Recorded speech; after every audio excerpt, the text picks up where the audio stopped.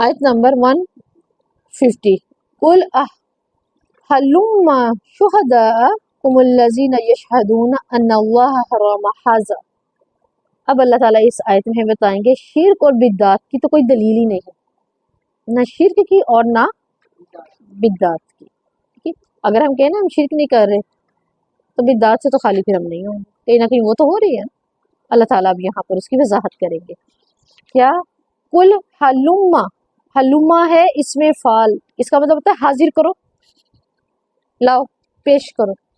ٹھیک ہے؟ آپ کہیں تم اپنے گواہ لاؤ جو گواہی دیں کہ یقیناً اللہ ہی نے حرام کیا.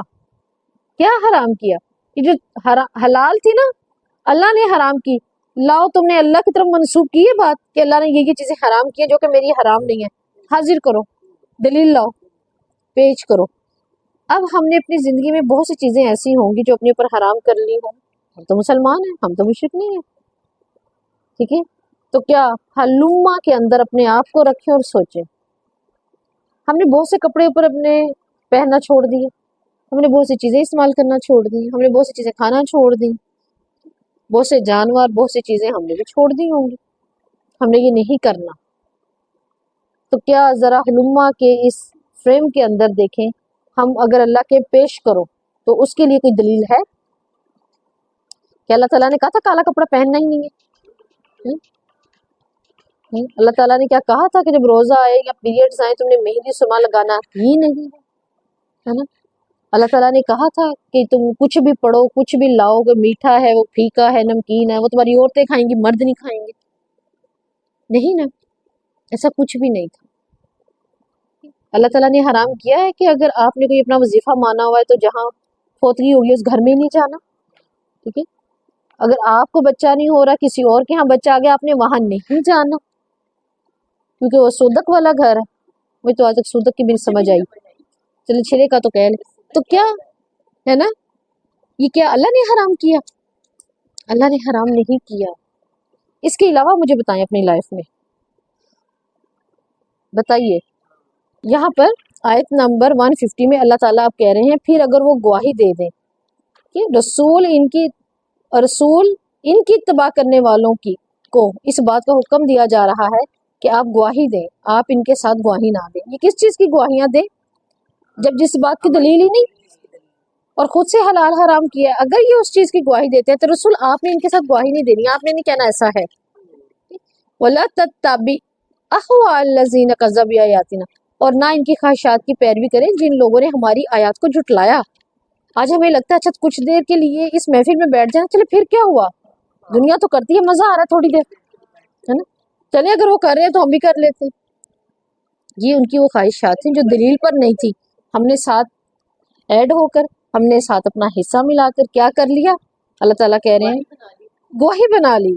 جبکہ آپ صلی اللہ علیہ وسلم کو ہمیں کہا جاتا ہے آپ نے ان کی گواہی نہیں بننا، ان کے ساتھ نہیں رہنا. کہ والذین لا یؤمنون بالآخرۃ وهم بربهم یعدلون، عین دال لام عدل سے ہے، اس کا مطلب ہوتا ہے برابری.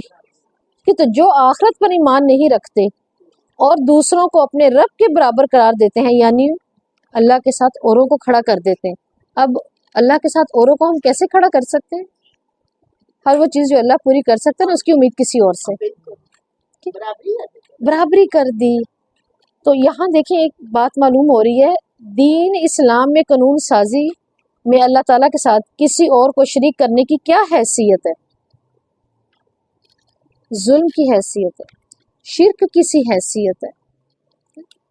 یہ حیثیت ہے جس کے لیے اللہ تعالیٰ، جی یہاں سوال ہے دین اسلام میں قانون سازی، ٹھیک ہے، قانون سازی میں اللہ کے ساتھ کسی کو، دین کے اندر اسلام کے قانون سازی میں اللہ کے ساتھ کسی اور کو شریک کرنے کی کیا حیثیت ہے؟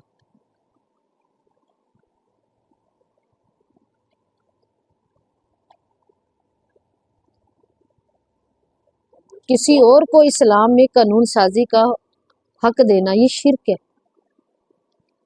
اسلام میں قانون سازی، وہ کوئی بھی قانون ہے دنیا پہ جو ہم جی رہے ہیں، کھا رہے ہیں، پی رہے ہیں، اس کا حق اپنی خواہشات کو یا دوسروں کو دینا یہ شرک ہے. اور اس کی بہت پیارے طریقے سے اللہ تعالیٰ یہ بات اب 151 میں کر کے ہمیں بتائیں گے. اس آیت کی فضیلت کیا ہے؟ پہلے تو یہ دیکھیں، ٹھیک ہے، آیت نمبر 151، اس آیت کی فضیلت۔ سیدنا عبادہ بن صامت رضی اللہ سے روایت ہے، آپ صلی اللہ علیہ وسلم نے فرمایا، تم میں سے کون ہے جو ان آیات پر مجھ سے بیعت کرے؟ ان آیات پر 151، پھر آپ صلی اللہ علیہ وسلم نے یہ آیت پڑھی، ٹھیک ہے، ان سے 3 آیات کی تلاوت فرمائی، پھر آپ نے فرمایا جو اس بیعت کو پورا کرے گا اس کا اجر اللہ کے ذمہ ہے۔ ابھی جو ہم آیات پڑھیں گے، اگر کوئی ان کو پورا کرتا ہے اس کا اجر اللہ کے ذمہ ہے، اور جو ان میں سے کسی چیز کو کم کرے پھر اللہ اس کو پکڑ لے گا اور اس کو سزا دے گا، اور جسے آخرت تک مہلت دی جائے تو اس کا معاملہ پھر اللہ کے سپرد ہے۔ مہلت بھی اتنی مل گئی یا پھر اللہ نہیں دے دی، اگر وہ چاہے تو اسے عذاب دے، چاہے گا تو پھر اسے معاف فرما دے گا۔ دوبارہ دوہراؤں کہ سیدنا عبادہ بن صامت کہتے ہیں ان آیات کی فضیلت یہ ہے کہ آپ صلی اللہ علیہ وسلم نے اس کی 3 آیتوں کی تلاوت کی اور فرمایا جو اس پر مجھ سے بیعت پوری کرے، یعنی ہم مانیں گے، اس کا اجر اللہ کے ذمہ ہے۔ ٹھیک؟ پھر سے دیکھیں نا اللہ کا ہاتھ کتنا بڑا ہے، اللہ کے ذمہ ہے، اور جو ان میں کوئی کمی کرے پھر اللہ اس کو پکڑ کے سزا بھی دے گا، اور جس کو پھر آخرت تک اللہ نے مہلت دے دی تو پھر یہ اللہ پر ہی ہے، چاہے تو اس کو معاف کر دے چاہے تو اس کو سزا دے دے۔ اب آیات کیا ہے؟ کل کہہ دیجئے، آپ صلی اللہ علیہ وسلم سے فرمایا ان سے کہہ دیں، کن سے کہہ دیں؟ وہ جنہوں نے اللہ کی حلال کردہ کو حرام کیا، وہ جو ہم سے اللہ کی حلال حرام ہو گئی نا، جو بشگونیاں، جو خواہشات، اللہ کہہ رہے ہیں ان کو بتا دیں۔ کیا بتا دیں؟ تعالوا اتل ما حرم ربکم علیکم، آؤ میں پڑھ کر سناتا ہوں۔ دیکھیں سنانے والی زبان کس قدر خوبصورت اور سچی ہے آپ صلی اللہ علیہ وسلم کی، اور کلام جس کے پاس سے آیا کس قدر حق پہ مبنی، دلیل پر، سچائی پر۔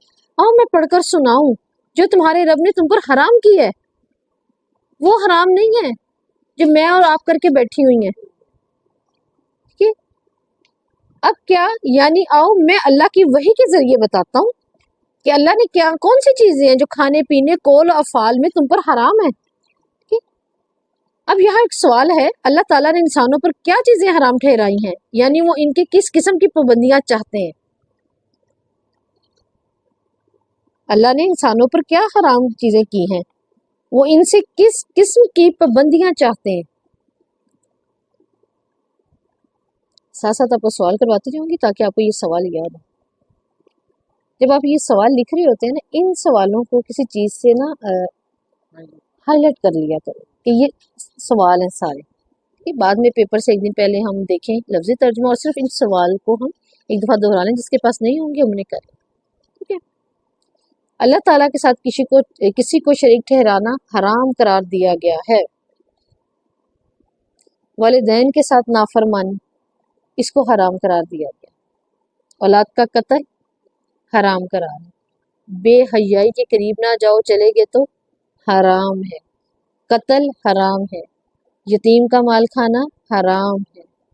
ناپ تول میں انصاف نہیں، حرام ہے۔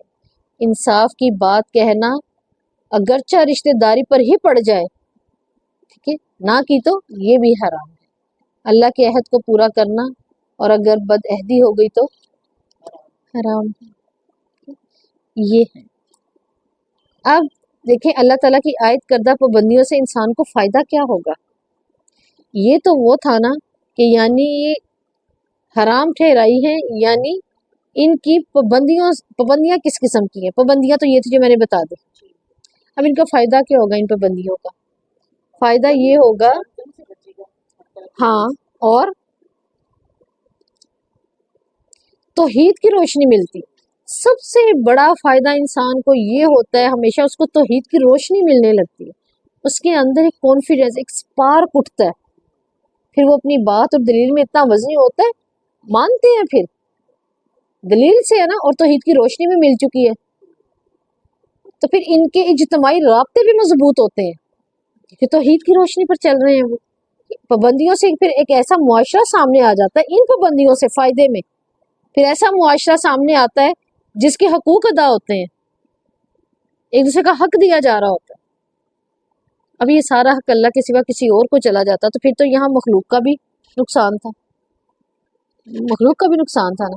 اب جب صرف اللہ کی توحید کی پہچان ہوگی تو فائدہ کس کو ہو رہا ہے؟ مخلوق کو. فائدہ مخلوق کو ہو رہا ہے، ورنہ چڑھاوے اور کام سارے تو پھر کہیں اور نکل جائیں. یہاں اللہ مخلوق کا فائدہ کرتا ہے. آپ دیکھیں اس قربانی سے ہی دیکھیے گا کتنا بڑا فائدہ ہوتا ہے. دنیا میں کوئی بھی مذہبی تہوار کسی کا بھی ایسا نہیں ہے جیسے اللہ نے ہمیں دیے ہیں. چھوٹی عید آتی ہے، اللہ تعالیٰ نے فطرانہ دنیا کو دے دی ہے نا. آپ فطرانہ نہیں دیں گے، اللہ تعالیٰ نے پیچھے اتنی بڑی بات رکھتی، وہ جو تمہارے پورے روزے کیسے پاک ہوں گے. ہم کہتے ہیں نہیں بھی نہیں، ہمیں اتنی مشکل سے بھوک سے ہی راتوں کو جاگے فطرانہ نکالو. فائدہ کس کا ہوا؟ امت کا. ٹھیک ہے. ہم بقرہ عید ہے، اس میں کس کا فائدہ ہوتا ہے؟ امت کا. تو ہم نہیں رکھتے، امت فائدہ اٹھاتی ہے. جبکہ اس کے علاوہ ہم جتنے بھی اور مذہب دیکھ لیں، ان کے اندر جو بھی محبت مزہ کھانا پینا ہوگا وہ اپنی ذات کا ہوگا، وہ آپ کے گھر کے اندر کا ہوگا، ہے نا. لیکن اللہ تعالیٰ یہاں ہمیں دو تہوار دے کے اس قدر انسانیت کا فائدہ کر رہے ہیں. تو یہ کیا ہے؟ اس میں ضمانت ہوئی معاشرے کی، معاشرے کے فرض پورے ہوئے، وہ بھی خوبصورت طریقے سے. ایام تشریق، پتہ نا ایام تشریق؟ ایام تشریق کا کیا مطلب ہے؟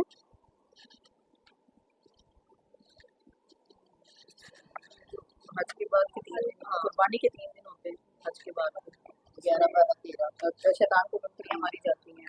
تشریق کہتے ہیں گوشت کو سوکھا کر کے کھانے کے قابل بنانا پورے سال کے لیے، اس کو کہتے ہیں تشریق. ٹھیک ہے. آپ نے دیکھا ہوگا وہ ہمارے یہاں پہ ہاں تاروں پہ لٹکائے ہوتے ہیں نا جی، یہ ہے تشریق. ہم عید کے بعد اگلے 3 دن تک کیا کرتے ہیں؟ تشریق کرتے ہیں نا، انجوائے کرتے ہیں، اس کو سیو کرتے ہیں، تھیلیاں بنتی ہیں. ٹھیک ہے. اس وقت عرب میں یہی ہوا کرتا تھا. وہ کیا کرتے تھے؟ پھرنی ہوتے تھے، برف میں چیز جمائی جاتی تھی. جیسے کہ اللہ تعالیٰ نے خون حرام کیا، اس سے پہلے عرب والوں پہ خون حرام تھا، وہ خون بھی کھاتے تھے نا. یعنی اس کو وہ جما لیتے تھے. جب وہ جم جاتا تھا تو اس کو آپ کہہ لیں مہینوں تک چلاتے. اور پھر اس کے علاوہ جتنی بھی آنتیں ہوتی ہیں، ٹھیک ہے نا، ان آنتوں کو خالی کر کے پھلا لیتے. وہ ٹیوب سے بن جاتی تھی، ٹھیک ہے. ان کے اندر خون کو جمع کر لیا، پھر اس کو سیکتے تووں پہ، خوب سیک کے اپنے برگر ٹائپ، اپنے کباب ٹائپ بنا کے رکھ لیا، پھر اس کو توڑ توڑ کے کھاتے تھے خون کو. تو اللہ تعالیٰ نے منع کر دیا. اب گوشت کے لیے کیا تھا؟ تشریق ہوتا ہے، خون کو خشک کرتے ہیں، اس کو پروتے ہیں اور سکھا لیتے ہیں اور اس کو سیف کر لیتے ہیں نمک کے ساتھ، ہلدی کے ساتھ. جیسے یہ تشریق ہوتا ہے. تو ایام تشریق دیکھے کھانے کے دن ہے. اللہ تعالیٰ نے ان 3 دنوں میں ہم سب بانٹتے ہیں، کھاتے تو ہیں ہی ہیں، بانٹتے ہیں. لہٰذا یہاں بھی اللہ تعالیٰ کہہ رہے ہیں کہ جب اللہ کی پابندیوں پر ہم قائم رہتے ہیں نا تو پھر کیا ہوتا ہے؟ توحید ملتی ہے. ٹھیک ہے. اب شرک کی ممانت کیا ہے؟ اللہ تشریک بھی شیئا. اس کی روشنی میں اب دیکھیں اللہ تعالیٰ کیا کہہ رہے ہیں، یہ کیا تم اس کے ساتھ کسی کو شریک نہ ٹھہراؤ، اللہ نے تمہیں حکم دیا ہے.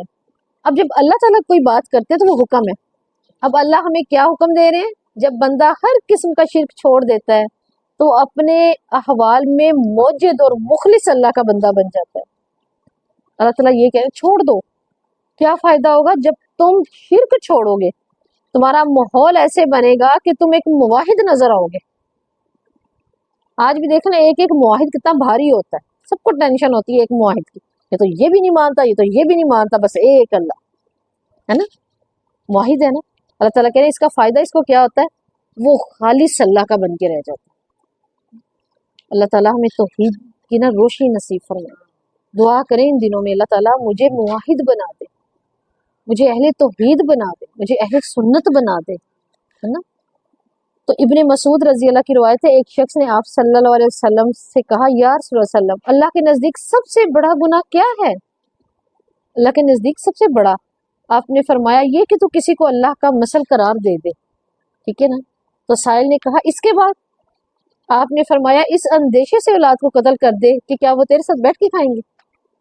دیکھیں آج ہم اپنے منہ سے یہ بات نہیں کرتے، کوئی بھی نہیں کرتا، لیکن ہم تیسرا دوسرا چوتھا پانچواں بچہ نہیں کریں گے. کیوں؟ ہم اتنی مہنگائی میں انہیں ہی کر لیں تو کافی ہے.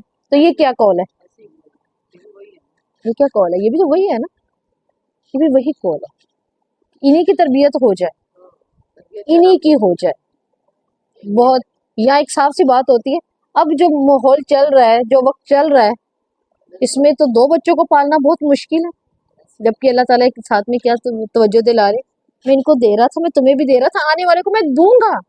اور معلوم نہیں کون سی روح بہت برکت والی ہوتی ہے، کوئی روح اللہ نے بہت برکت والی بنائی ہوتی ہے۔ آپ صلی اللہ علیہ وسلم انسان ہے، آپ صلی اللہ علیہ وسلم کی روح بھی آئی، برکت والی تھی، ٹھیک ہے؟ صحابہ میں سے کتنی روحیں آئیں، ابو مطلب کیا کہتے ہیں، عبداللہ میرے بیٹوں سے سب سے بہترین برکت والی روح، ٹھیک ہے نا؟ تو کوئی روح برکت والی بھی ہوتی ہے۔ ذاکر نائک کا دیکھیں، میں ایک دفعہ سن رہی تھی، انہوں نے کہا کہ ہم 5 بھائی ڈاکٹر ہیں، لیکن میں دین کی طرف آیا، اللہ نے میری روح کو چنا۔ تو دیکھیں آج وہ بندہ اپنے ماں باپ کے لیے کیسی مسئلے رہا ہے نا، بہترین کوئی روح ہوتی ہے۔ تو اللہ تعالیٰ یہاں پہ یہی کہہ رہے ہیں ہمیں کہ اولاد کو اس لیے نہ ختم کرنا کہ وہ تمہارے ساتھ بیٹھ کے کھائے گی، اس کا مطلب اور کیا مہنگائی بڑھی ہے، یہ بس انہیں کی کر لیں کہ پھر ظاہر ہوتا ہے تو پھر کھلانا پڑتا ہے، تو کھلانا تب پڑتا ہے جب ہم بیٹھ کے کھاتے ہیں، اس ڈر سے مار دو کہ ساتھ بیٹھ کے کھائیں گے۔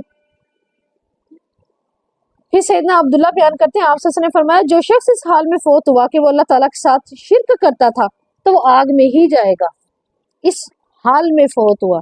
تو آج اللہ سے یہ بھی دعائیں کریں، اللہ لا اشرک ربی، کہ اللہ میں تیرے ساتھ کوئی شرک نہیں کرتی، اور اللہ جب میں مروں کیا ہو میرے قول اور فعل سے کوئی شرک ظاہر نہ ہو، ٹھیک ہے؟ میری موت بھی آئے تو کس پر آئے؟ توحید پر آئے، توحید پر۔ تو دیکھیں اس آیت کے اندر ایک اور چیز ہے، انسان سب کی غلامی کی نفی کر کے ایک اللہ کے ساتھ جڑ سکتا ہے۔ کیسے؟ سب کی نفی کر کے ایک اللہ کے ساتھ کیسے جڑ سکتا ہے؟ کیسے جڑ سکتا ہے؟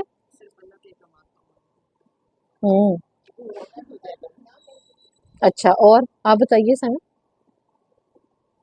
سب کی غلامی کی نفی کر کے اگر وہ اللہ سے جڑے تو کیسے جڑ سکتا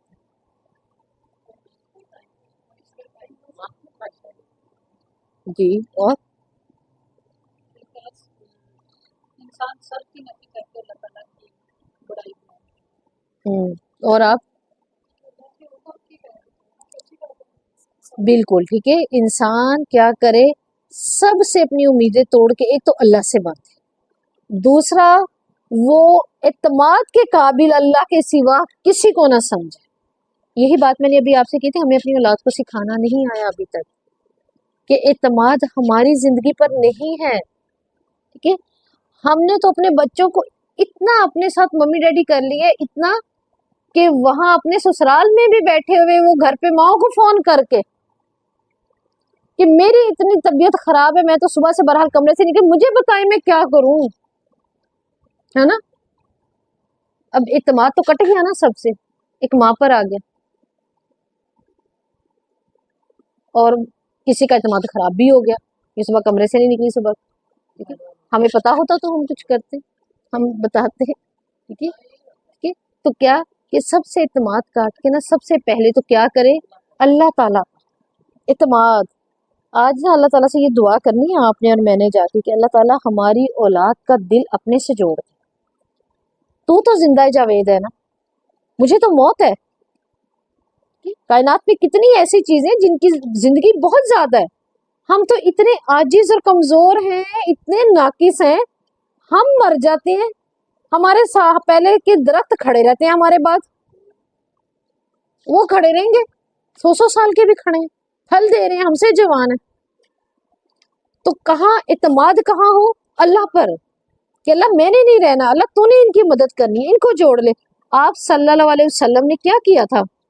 ہمیشہ دعائیں دی تھی نا، ٹھیک ہے؟ اور کیا دی تھی؟ صحابہ کو بھی دی، اولاد کے لیے بھی دی، اور وہ کیا دعائیں ہوتی تھی کہ اللہ تعالیٰ ان کو برکت دے، کس کی؟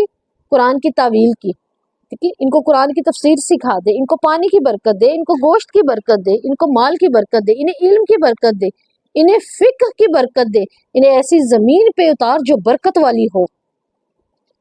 یہ دعائیں تو ہم کر رہے ہیں، تو کیا انہوں نے نہیں آگے کرنی؟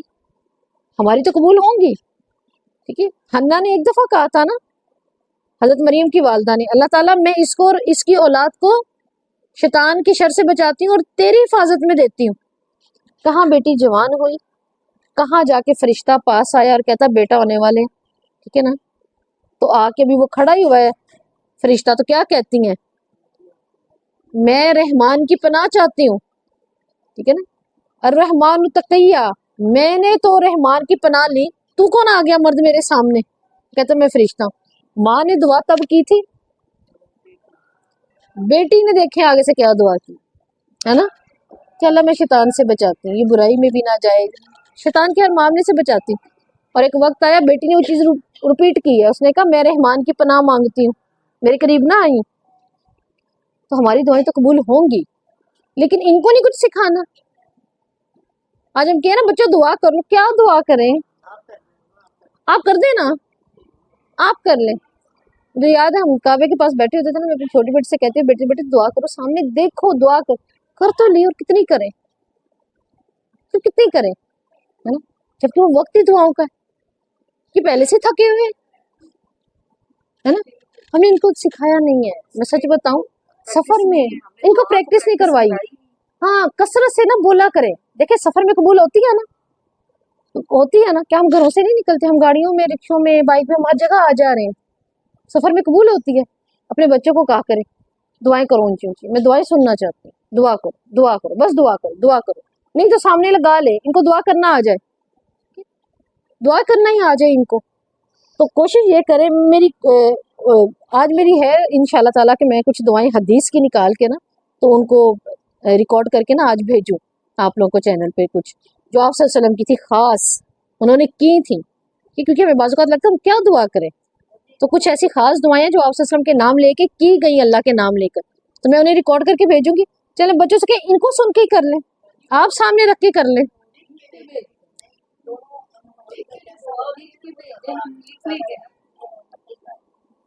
اب اللہ رب العزت کہتے ہیں وبالوالدین احسانا، ایک تو اللہ کے ساتھ شرک نہیں، دوسرا والدین کے ساتھ کیا ہے؟ حسن سلوک، ہر وہ کام حسن سلوک ہے جس سے والدین کو فائدہ بھی پہنچے اور وہ خوش بھی ہو جائیں، ہر وہ کام، ٹھیک ہے، وہ زندہ بھی مردہ بھی، دونوں طرح سے۔ پھر اس کے بعد اللہ رب العزت کیا کہتے ہیں؟ وَلَا تَقْتُلُوا أَوْلَادَكُمْ من املاق، اور اپنی اولاد کو قتل نہ کرو، کس ڈر سے نہ قتل کرو؟ رزق کی وجہ سے، یعنی رزق کی ذمہ داری اللہ کے پاس ہے، یہ آیت ہمیں یہ بتا رہی ہے رزق کی ذمہ داری اللہ کے پاس ہے، ٹھیک ہے۔ اور کیا اللہ رب العزت فرماتے ہیں نحن نرزق ایاہم ولا تقربوا الفاحشہ، اور تم نے قریب نہیں جانا بے حیائی کے، کہ کون سی؟ کھلی چھپی، دونوں طرح کی، ان کے پاس نہیں جانا، اور ہر وہ بات فحش کے دائرے میں دیکھیں آتی ہے جو حد سے بڑی ہوئی ہو، وہ فحش کے دائرے میں آ جاتی ہے۔ قتل نفس بھی فحش ہے، یتیم کا مال کھانا بھی فحش ہے، فحش کا کام بھی فحش ہے، حتیٰ کہ شرک بھی فحش ہے، ٹھیک ہے۔ اور اس آیت میں تو یہاں مراد زنا بھی ہے، ما ظہر منہا، ظاہری فواہش سے مراد اعضاء سے کیے ہوئے فحشی کام، اعضاء سے، وما باطنا اس سے مراد ہاں جو دل میں ہے، دل کی گندگی جو دل میں ہے، جی جو دل کی گندگی ہو اس کے لیے استعمال ہوا ہے۔ پھر اللہ تعالیٰ ساتھ ہی کیا کہتے ہیں وَلَا تَقْتُلُوا نَفْسَ الَّتِي حَرَّمَ، اور کیا کرنا ہے؟ اس جان کو نہیں قتل کرنا جس کو اللہ نے حرام کیا ہے۔ اس حکم سے مراد مسلمان ہے، کوئی بھی مسلمان، اس کو ہاں جی قتل نہیں کرنا۔ اور کیا ذالکم وصاکم بہ لعلکم تعقلون، اللہ تعالیٰ نے تمہیں حکم دیا ہے تاکہ تم لعلکم تعقلون، ہاں اللہ کہہ رہے ہیں تم سمجھو، اس وصیت کے ذریعے تمام احکامات کو اللہ تعالیٰ کی ذات سے وابستہ کیا جا رہا ہے۔ اسی طرح یہ ثابت کیا جا رہا ہے کہ قانون اللہ کا ہے اور اللہ کے قانون کا ہمیشہ احترام کرنا پڑے گا۔ وآخر دعوانا الحمد للہ رب العالمین۔